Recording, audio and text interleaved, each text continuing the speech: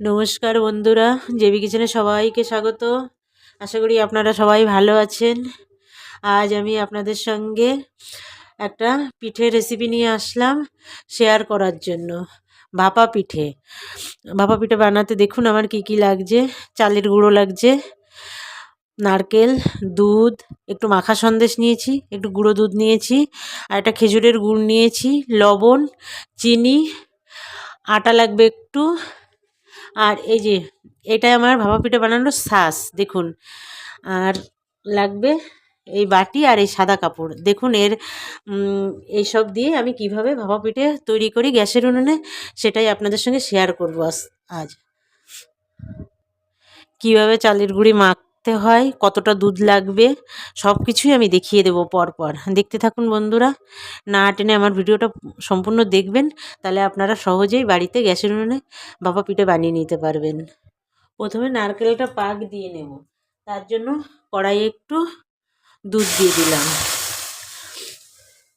দুধ দিয়ে এবার আমি চিনি দিয়ে দেবো।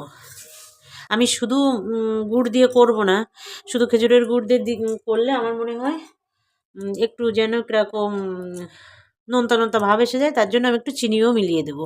আর দিয়ে দেবো এই গুঁড়ো দুধটা। এটা মেল্ট হয়ে গেলে তারপরে আমি নারকেলটা দেবো। এখানে একটা ছোটো এলাচের দানা এই যে থেতো করে নিয়েছি, এটা দিয়ে দেবো। এটা সুন্দর একটা সেন্ট উঠবে, তার জন্য এটা দিয়ে দেবো। আর বন্ধুরা, আপনাদের যদি ইচ্ছা না হয় তাহলে গুঁড়ো দুধ, তারপরে এমনি গরুর দুধও না দিলেও হবে, শুধু চিনি না দিয়ে শুধু নারকেল আর গুড় দিয়েও আপনারা নারকেলটা পাক দিয়ে নিতে পারেন। কিন্তু নারকেল যত ভালো করে পাক দেবেন তত পিঠেতে স্বাদ আসবে, তার জন্য আমি এগুলো ব্যবহার করছি। এবার গুড় দিয়ে দেবো। খেজুরের গুড়টা দিয়েও নারকেলটা ভালো করে পাক আসা পর্যন্ত জাল দেবো। একটু মিডিয়াম আছে পাক দিতে হবে, নাহলে নিচে ধরে যেতে পারে। আর নাড়তে হবে ঘন ঘন। বন্ধুরা, না আমার ভিডিওটা না টেনে সম্পূর্ণ দেখবেন, তাহলে আপনারা সহজেই বাড়িতে বানিয়ে নিতে পারবেন এই ভাপা পিঠে। ভাপা পিঠে আর এই শীতের মধ্যে ভাপা পিঠে খেতে খুব ভালো লাগে, গরম গরম ঘরেই বানিয়ে নিতে পারবেন। দেখুন বন্ধুরা, নারকেলটা সুন্দর পাক এসে গেছে, কড়াইয়ের থেকে ছেড়ে দিচ্ছে। এই সময় আমি এই মাখা সন্দেশটা দিয়ে দেবো, নলেন গুড়ের মাখা সন্দেশ। এটাও আপনাদের অপশনাল, আপনারা ইচ্ছা হলে দেবেন, না হলে দিতে হবে না। আমি বলেছি যে এইসব ব্যবহার করলে নারকেলটার টেস্ট হবে খুব সুন্দর, পিঠেটাও খেতে খুব ভালো লাগবে। একবার করে দেখবেন আমি যেভাবে করছি, আশা করি আপনাদের খুব ভালো লাগবে।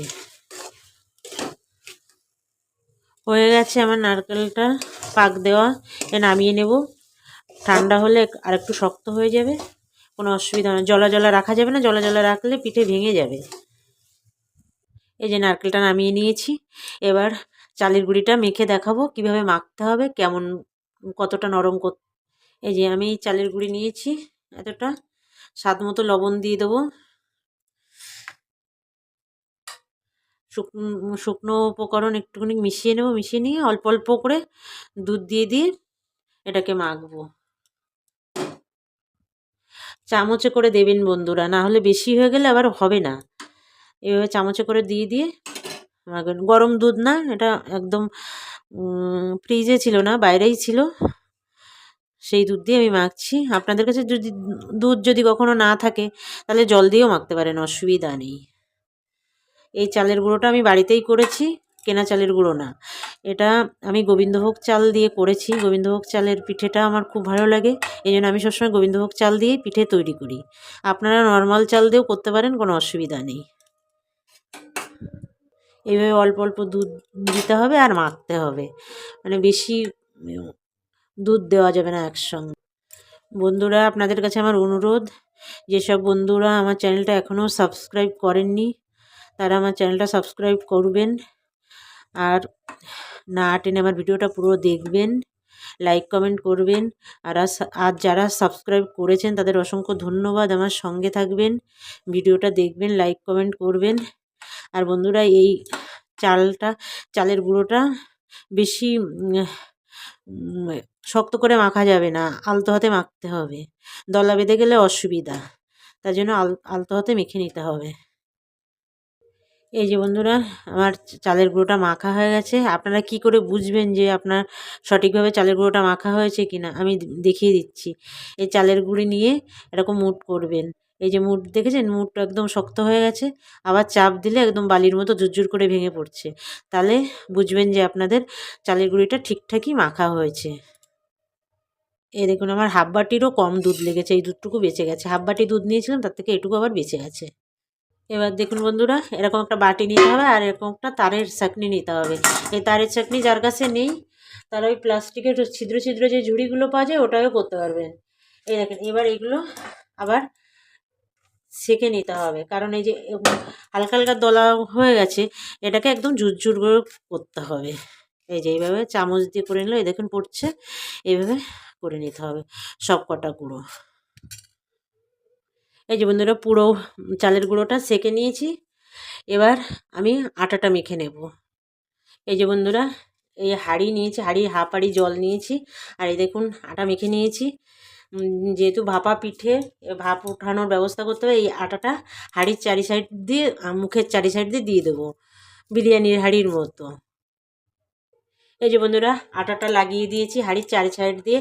এবার আমি এই ঢাকনাটা এখানে লাগিয়ে দেবো, যাতে ভাপটা না বেরিয়ে আসতে পারে। ওই ছিদ্র দিয়ে ছাড়া ভাপটা যাতে না বেরোয়, সেই জন্য এই ব্যবস্থা। এবার আমি সাইডের উনুনে জলটা গরম বসিয়ে আমি পিঠে রেডি করে নেব।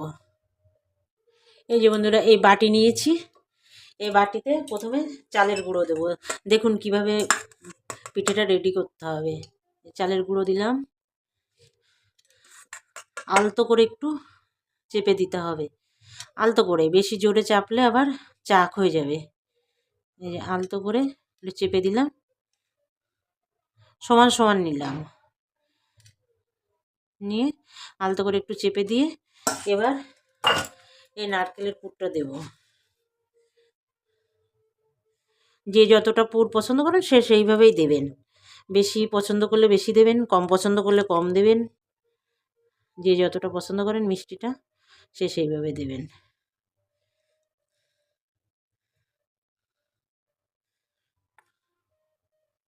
এই দেখুন, আমি এতটা নারকেল দিয়েছি। এবার এর উপর দিয়ে আবার এই গুঁড়ো দিতে হবে।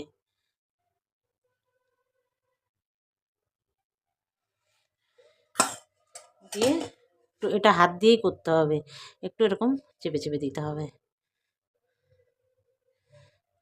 নাহলে পড়ে যাচ্ছে।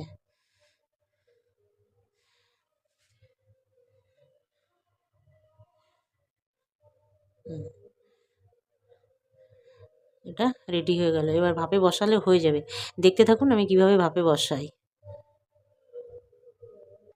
আমার একটা বাটি রেডি হয়ে গেছে, আমি আর একটা বাটি রেডি করে নেবো। এই যে এই বাটিতে একটা রেডি করে নেব, যাতে একটা নামিয়ে আর একটা সঙ্গে সঙ্গে বসাতে পারি, তার জন্য দুটো বাটি নিয়েছি আমি। এই যে আমি দুটো বাটি রেডি করে নিয়েছি। এই যে বন্ধুরা, জলে জাল উঠে গেছে, দেখেন কি পরিমাণে ভাপ বেরোচ্ছে। এই ভাপেই পিঠেটা হবে।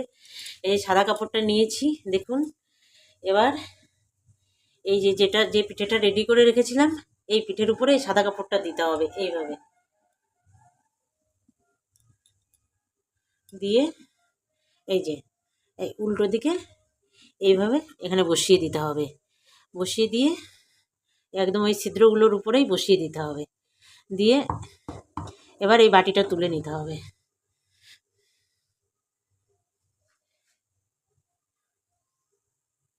এই যে এই চামচের পেছন দিয়ে এইভাবে উঁচু করে তুলে নিতে হবে। এই যে এবার ঢাকা দিয়ে আবার চাপা দিয়ে রাখতে হবে, ঢাকনা দিয়ে 5 মিনিটেই হয়ে যাবে। হ্যাঁ, ঢাকা দিয়ে রাখতে হবে।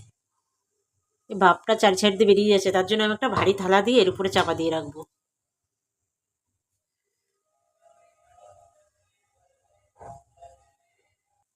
একটা পিঠে হয়ে গেছে বন্ধুরা, দেখুন। এবার নামিয়ে নেব।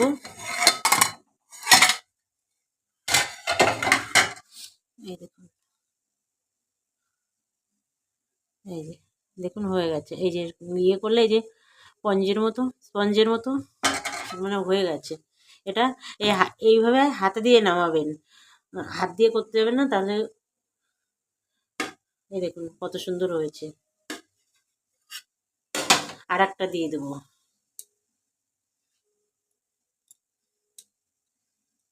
একটা এই একই রকমভাবে দিয়ে দেবো। এবার বাটিটা তুলে নেব।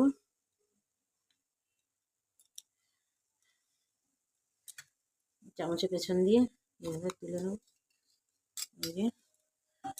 আবার ঢাকা দিয়ে চাপা দিয়ে রাখবো। দেখুন বন্ধুরা, ভাপা পিঠা রেডি হয়ে গেছে। দেখুন কত সহজেই গ্যাসের উনুনে ভাপা পিঠা বানিয়ে নেওয়া যায়, সেটা আমি আমার এই ভিডিওর মাধ্যমে আপনাদের কাছে শেয়ার করলাম। আপনারা বাড়িতে একবার করবেন, আশা করি আপনাদের খুব ভালো লাগবে। আর শেষ করার আগে আপনাদের কাছে আবারও আমার অনুরোধ, আমার চ্যানেলটা সাবস্ক্রাইব করে আমার পাশে থাকবেন। আর পুরনো বন্ধুরা যারা সাবস্ক্রাইব করেছেন তাদের অসংখ্য ধন্যবাদ। আমার সঙ্গে থাকবেন, আমার ভিডিওটা দেখবেন আর লাইক কমেন্ট করবেন। আর শেষ পর্যন্ত আমার ভিডিওটা দেখার জন্য আপনাদের ধন্যবাদ।